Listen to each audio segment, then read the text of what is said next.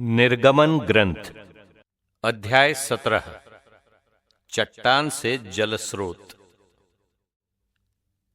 इस्राएलियों का सारा समुदाय प्रभु की आज्ञा के अनुसार सीन की मरुभूमि से चल पड़ा और बीच बीच में पड़ाव डालकर रफीदीम पहुंचा।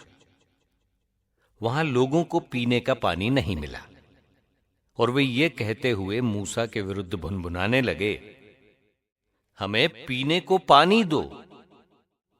मूसा ने उनसे कहा, तुम मेरे विरुद्ध क्यों भुनभुनाते हो? ईश्वर को चुनौती क्यों देते हो? लोगों को बड़ी प्यास लगी और वे ये कहकर मूसा के विरुद्ध भुनभुना रहे थे, क्या आप हमें इसलिए मिस्र से निकाल लाए कि हम अपने बाल बच्चों और पशुओं के साथ प्यास से मर जाएं?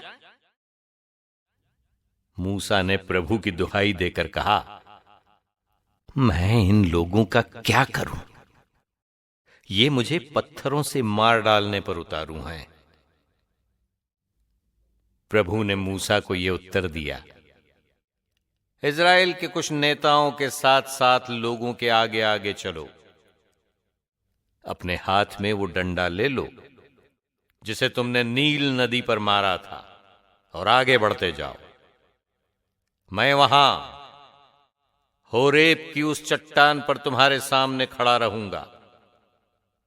तुम उस चट्टान पर डंडे से प्रहार करो, उससे पानी फूट निकलेगा और लोगों को पीने को मिलेगा।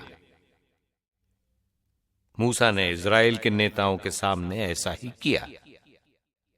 उसने उस स्थान का नाम मस्सा और मरीबा रखा, क्योंकि इज़राइलियों ने उसके साथ विवाद किया था और ये कहकर ईश्वर को चुनौती दी थी, ईश्वर हमारे साथ है या नहीं। अमालेकियों से लड़ाई। अमालेकी लोगों ने आकर रफीदीम में इज़राइलियों पर आक्रमण किया।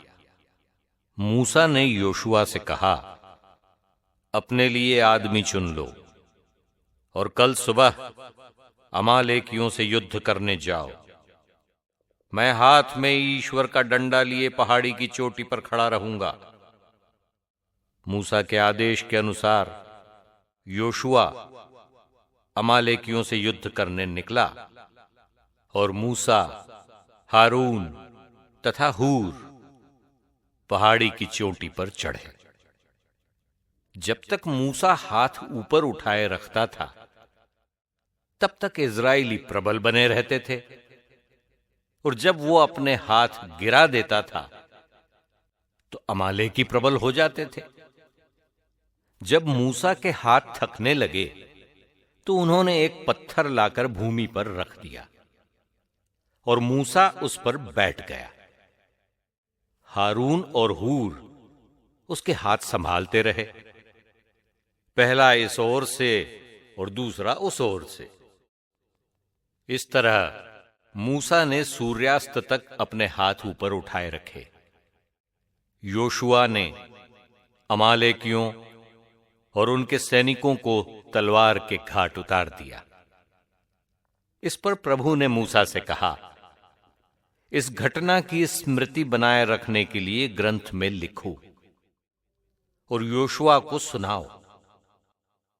मैं पृथ्वी पर अमालेकियों का नाम निशान नहीं रहने दूंगा। तब मूसा ने एक वेदी बनाई और उसका नाम रखा, प्रभु ही मेरी पताका है। और वो बोला, पीढ़ी दर पीढ़ी प्रभु और अमालेकियों में युद्ध चलता रहेगा, क्योंकि उन्होंने प्रभु के सिंहासन पर हाथ उठाया।